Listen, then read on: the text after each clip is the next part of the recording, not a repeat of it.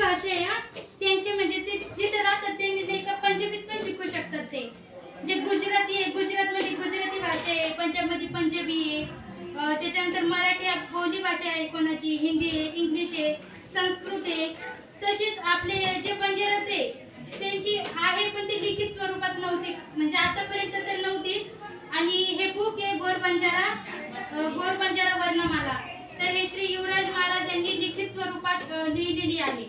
तर जे पंजाबची लोक आहे ते त्यांची भाषा एकीकडून म्हणजे असं लिहून इकडून बंजारा लिपी ते दोन्ही कन्वर्ट करून शिकू शकतात.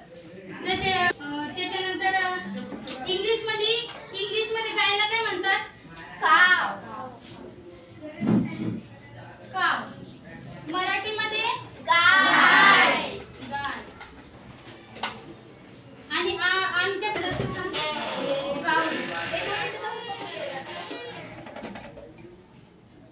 गावडी. तसंच ऑक्स म्हणजे मराठीतून काय? बैल. आणि आमच्या भाषेत काय म्हणतात? बळद. आणि हे जे पुस्तक आहे ना हे ऑनलाईन पण भेटतं Amazon, फ्लिपकार्ट वर. त्याच्यानंतर ह्याची लँग्वेज नाही का वेगळी आहे, ह्याच्यातून कसं लिहितात हे बघा. एकदा शिकायला लागले ना मग इझी वाटेल. हे असं बंजारा भाषेतून लिहितात.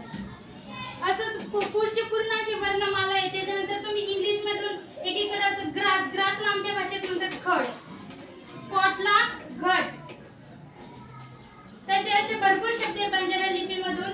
तर आमचे जे समाज आहे बंजारा लिपीचं ते श्री युवराज महाराजांनी जे लिखित स्वरूपात काढलेले, तर त्याच्यातून नाही का आपले म्हणजे त्यांनी प्रत्येक गावामध्ये नाही का शाळा सुरू झालेलीच आहे समजा, तर त्याच्यात असे